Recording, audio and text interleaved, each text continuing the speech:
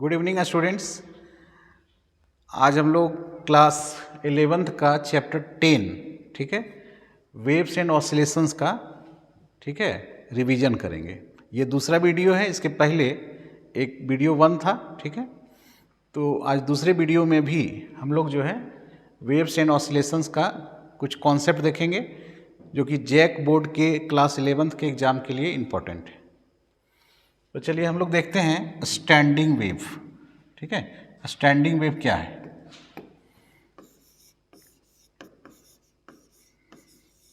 Standing wave ठीक है। Standing wave हम लोग पढ़ चुके हैं बट यहाँ हम लोग रिवीजन कर रहे हैं। स्टैंडिंग वेव का दूसरा नाम क्या है? Stationary wave.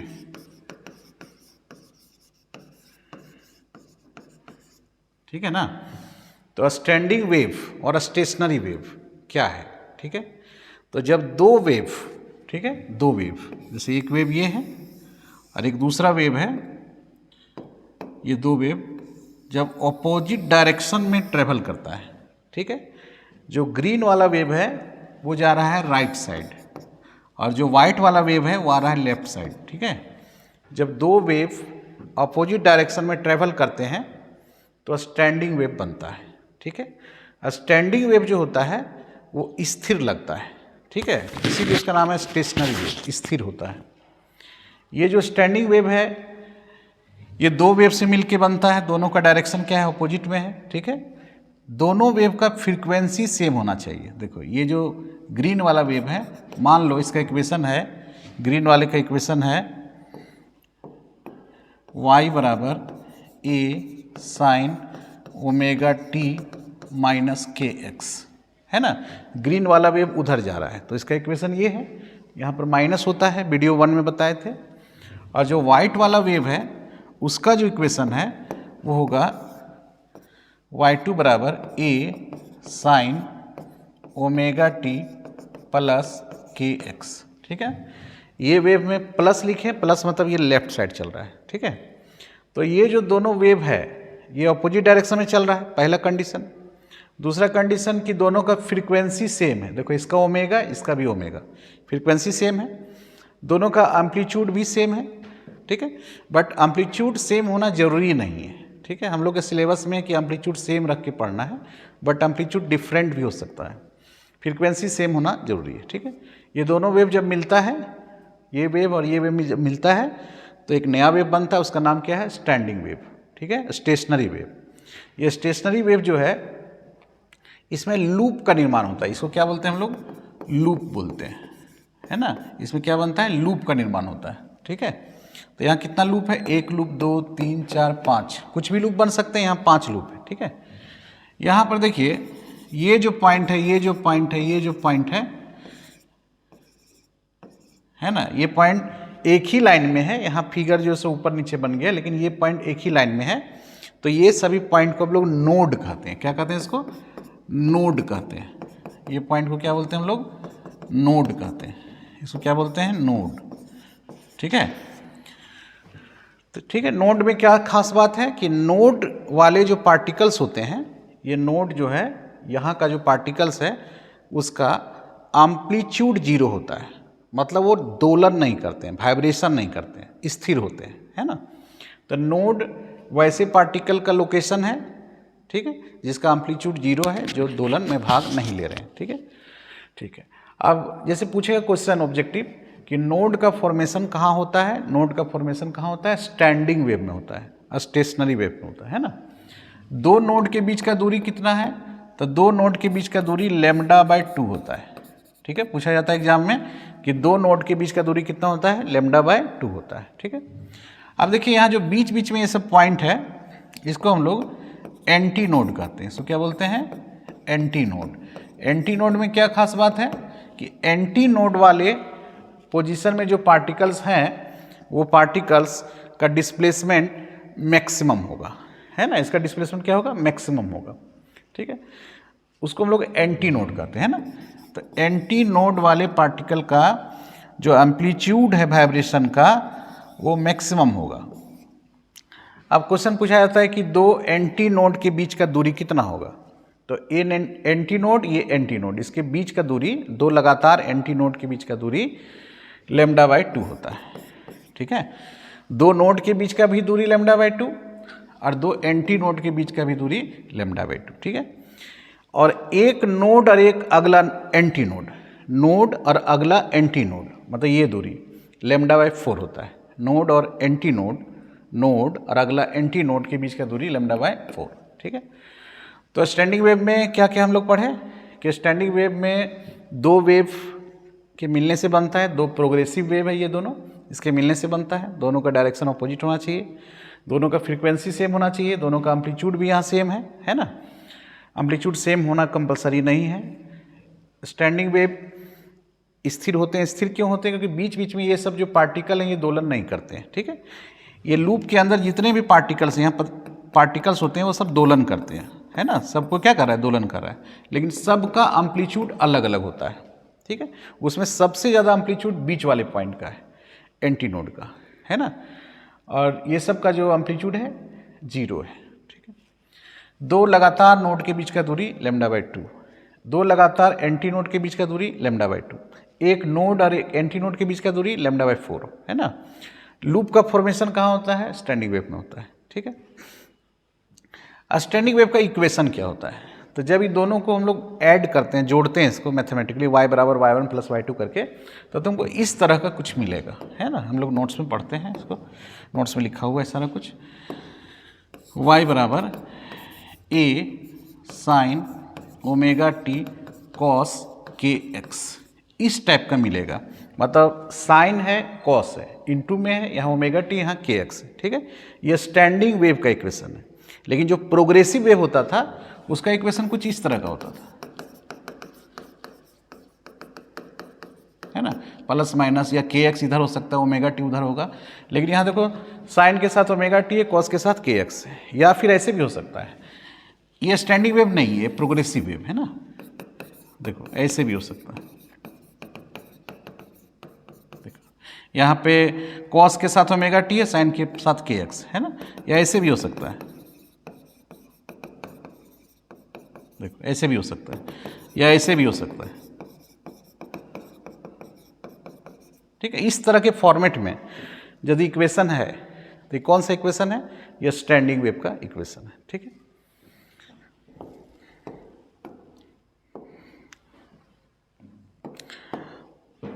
अब देखो स्टैंडिंग वेव और कहाँ बनता है ना।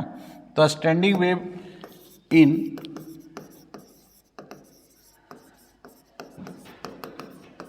क्लोज्ड ऑर्गन पाइप, किसमें बनाना है? हम लोग पढ़े थे क्लोज्ड ऑर्गन पाइप।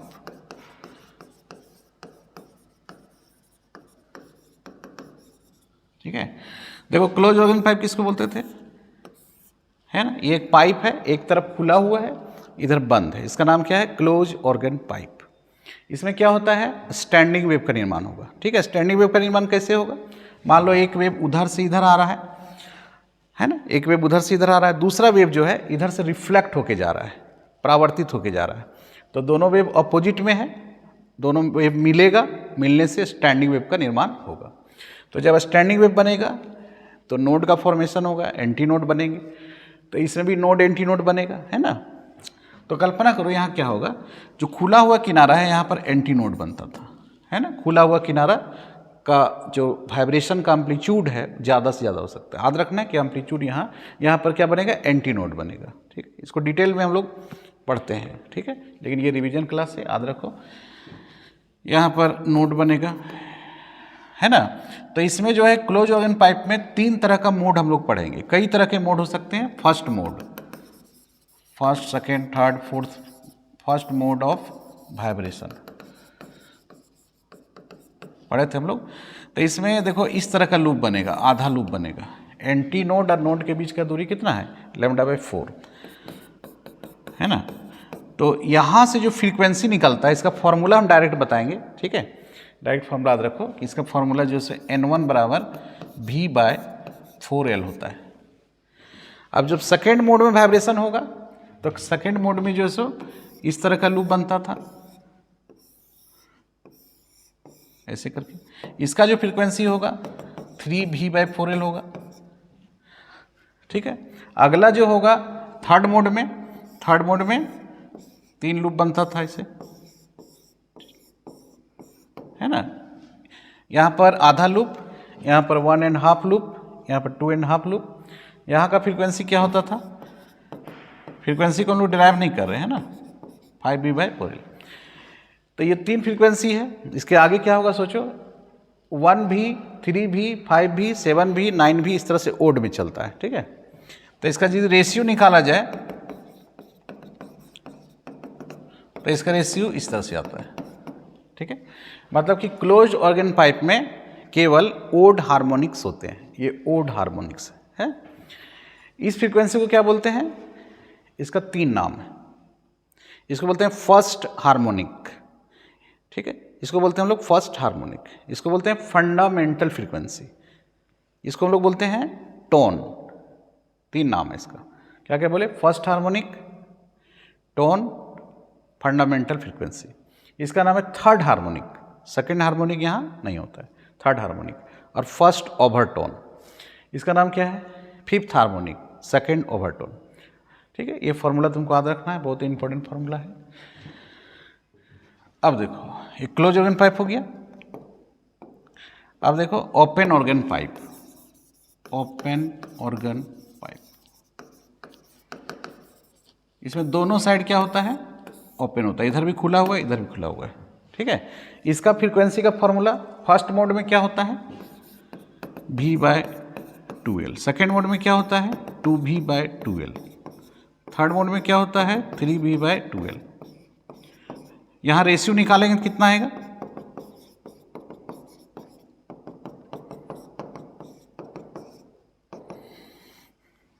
यहाँ रेशियो 1, 2, 3 सब आ रहा है, इवन ओड सारा कुछ आ रहा है, ठीक है। इसमें दोनों हार्मोनिक्स होते हैं, इवन और ओड दोनों, ठीक है। ओपन ऑर्गन पाइप में इधर भी क्या बनेगा, एंटी नोड, इधर भी एंटी नोड, इस तरह का फर्स्ट मोड का फिगर ऐसा होगा, है ना, यहाँ बीच में नोड। सेकेंड मोड का फिगर कैसा होगा, बीच में एक लूप बन जाएगा। तो वो पूछ सकता है कि सेकेंड मोड में ऑर्गन पाइप में, ओपन ऑर्गन पाइप में कितना नोड, कितना एंटी नोड। तो देखो यहाँ एंटी नोड, यहाँ एंटी नोड, यहाँ एंटी नोड, 3 एंटी नोड और 2 नोड। फर्स्ट मोड में 2 एंटी नोड, 1 नोड, ठीक है। फिगर भी ध्यान में रखना है। फ्रीक्वेंसी कितना कितना होगा हम लोग देख रहे हैं, ठीक है। चूँकि ओपन ऑर्गन पाइप में, ओपन ऑर्गन पाइप में हर तरह का हार्मोनिक होता है, ओड इवन सारा होता है, इसीलिए इससे जो साउंड निकलेगा वो सुरीला होगा, मेलोडियस होगा, है ना। जैसे बांसुरी हो गया, ओपन ऑर्गन पाइप का एग्जांपल हो गया, ठीक है।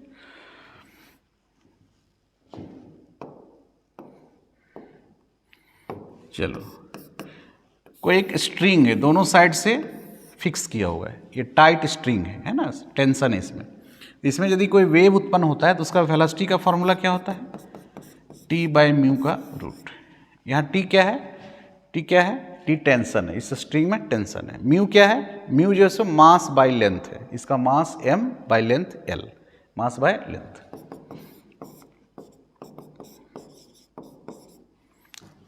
ठीक है, इस तरह से।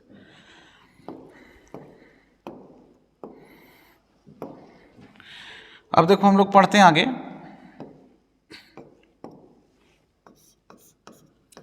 बीट्स, ठीक है।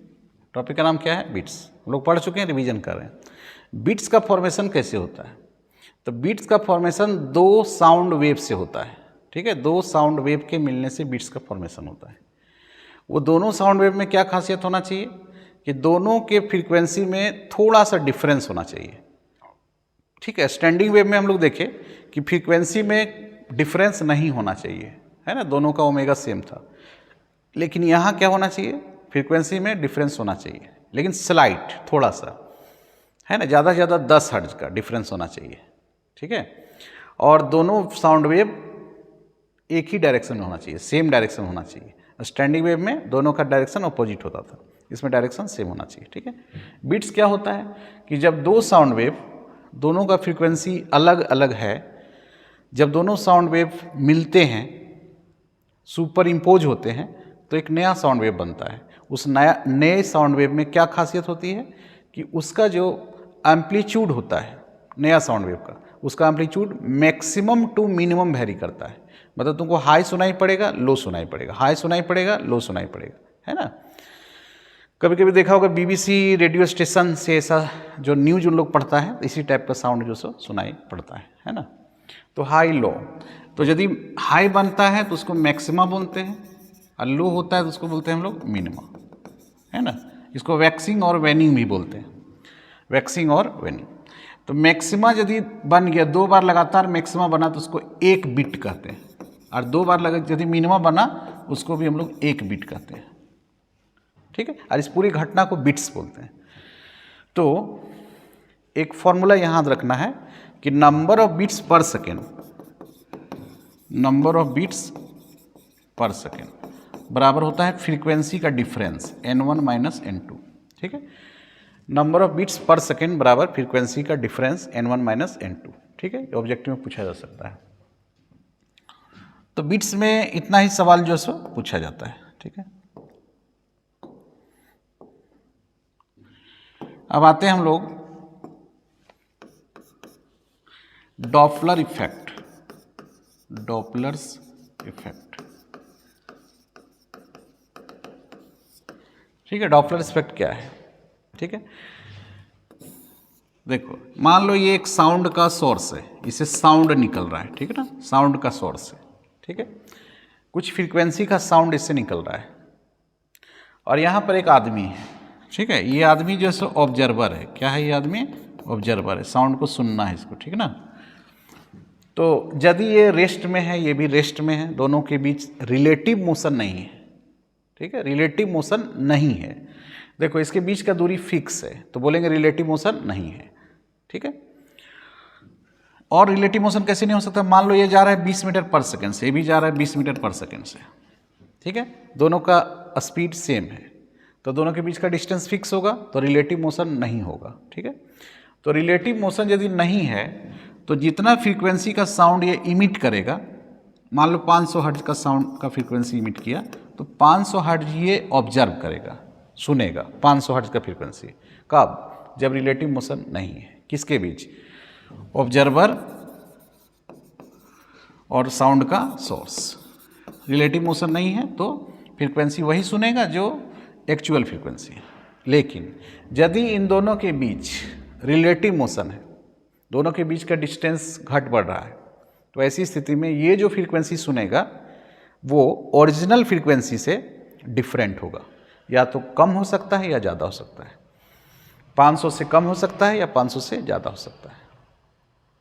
तो जो फ्रीक्वेंसी ये सुनेगा उसको बोलते हैं हम लोग एपरेंट फ्रीक्वेंसी। कौन सा फ्रीक्वेंसी? एपरेंट फ्रीक्वेंसी, है ना। और जो फ्रीक्वेंसी निकालेगा उसको बोलेंगे एक्चुअल फ्रीक्वेंसी। तो एपरेंट फ्रीक्वेंसी और एक्चुअल फ्रीक्वेंसी में अंतर होगा, ठीक है। इस इफेक्ट को क्या बोलते हैं? डॉपलर्स इफेक्ट, ठीक है। डॉपलर नाम का साइंटिस्ट ये कॉन्सेप्ट दिया था। तो पूछा जाता है एग्जाम में कि डॉपलर इफेक्ट लागू कब होता है? तो लागू कब होता है? जब ऑब्जर्वर और सोर्स के बीच क्या होगा? रिलेटिव मोशन होगा, ठीक है। तो यहाँ पर 6 तरह की स्थितियाँ होती है, ठीक है। 6 तरह की स्थिति होती है। जैसे पहला स्थिति हम लोग देखते हैं, हम लोग किसी भी स्थिति को पहला बोल सकते हैं ना। तो मान लो ये साउंड का सोर्स है और ये जो है सो ऑब्जर्वर ये इधर आ रहा है, इधर, ठीक है। तो वैसी स्थिति में फ्रीक्वेंसी ज़्यादा सुनेगा ही। तो इसका फॉर्मूला क्या होगा एपरेंट फ्रीक्वेंसी का? इसके लिए फॉर्मूला इसका ये होगा, एन डैश बराबर, एन डैश क्या है? एपरेंट फ्रीक्वेंसी, एन भी प्लस इसका वेलोसिटी भी ओ मतलब ऑब्जर्वर, ठीक है, भी प्लस भी ओ बाय भी। ये एपरेंट फ्रीक्वेंसी का फॉर्मूला है, ये एक्चुअल फ्रीक्वेंसी है, ये ऑब्जर्वर का वेलोसिटी है, ये साउंड का वेलोसिटी है। किसका वेलोसिटी है? साउंड का। दिया रहेगा 340 मीटर पर सेकंड, 350 मीटर पर सेकंड, इस टाइप का। बी नंबर स्थिति क्या है कि मान लो इसी का उल्टा कि ये उधर भाग रहा है, उधर जा रहा है। तो यदि उधर जाएगा वीवो से तो फ्रीक्वेंसी ये कम सुनेगा, उसका फॉर्मूला क्या हो जाएगा? एन भी माइनस वी ओ बाय भी। देखो यहाँ प्लस के जबर हो गया माइनस, ठीक है ना, ठीक है, फॉर्मूला रखना। तीसरी स्थिति क्या होगा कि ये जो है सो बैठा हुआ है, ऑब्जर्वर बैठा हुआ है और ये चल रहा है, ये चल रहा है, सोर्स चल रहा है। तो क्या फॉर्मूला होगा? एन डैश बराबर एन, ये उसके तरफ जा रहा है तो भी बटे भी माइनस भी एस। इसका वेलोसिटी क्या है? भी एस। एस मतलब सोर्स। और यदि ये दूर भाग रहे तो यहाँ पर प्लस हो जाएगा, ठीक है, यहाँ माइनस था यहाँ प्लस हो गया, ठीक है। अब देखो ये सब पर न्यूमेरिकल्स भी होते हैं, है ना, तो रिवीजन क्लास में न्यूमेरिकल नहीं बता रहे हैं, बस फॉर्मूला याद रखो, लेकिन न्यूमेरिकल बना के देख लो, टाइम है तो, है ना। अब दोनों यदि एक दूसरे के क्लोज आएगा, पांचवा केस, दोनों क्लोज आएगा, तो क्या होगा, एन डैश बराबर N V plus V O by V minus V S, ठीक है। और यदि एफ नंबर, यदि ये दोनों दूर जाएगा, ये उधर ये इधर, तो फॉर्मूला चेंज हो जाएगा, यहाँ पर हो जाएगा माइनस और यहाँ हो जाएगा प्लस, ठीक है। ये था डॉपलर्स इफेक्ट, ठीक है। तो डॉपलर्स इफेक्ट हो गया। डॉपलर्स इफेक्ट साउंड वेव में भी होता है और लाइट वेव में भी होता है। ये भी पूछा जाता है कि ये केवल साउंड में होता है या केवल लाइट में होता है या दोनों में होता है। तो डॉपलर्स इफेक्ट दोनों के लिए लागू है, किसी भी तरह के वेव के लिए, है ना, चाहे वो साउंड वेव रहे और लाइट वेव रहे, ठीक है। ठीक है, अब अगले क्लास में हम लोग, जो अगला रिवीजन क्लास होगा, इसमें हम लोग चैप्टर 9 का, ठीक है, हीट एंड थर्मोडायनेमिक्स का हम लोग एक सेट बनाएंगे, क्वेश्चन सेट, उसको सॉल्व करेंगे हम लोग 40 क्वेश्चंस को, उसी के माध्यम से हम लोग रिवीजन करेंगे, है ना। क्वेश्चन के माध्यम से रिवीजन करना ज़्यादा अच्छा है ना। ठीक है, अगले क्लास में, नेक्स्ट क्लास में मिलते हैं, तब तक रिवीजन करते रहना है और पढ़ाई करते रहना है। बहुत बहुत धन्यवाद।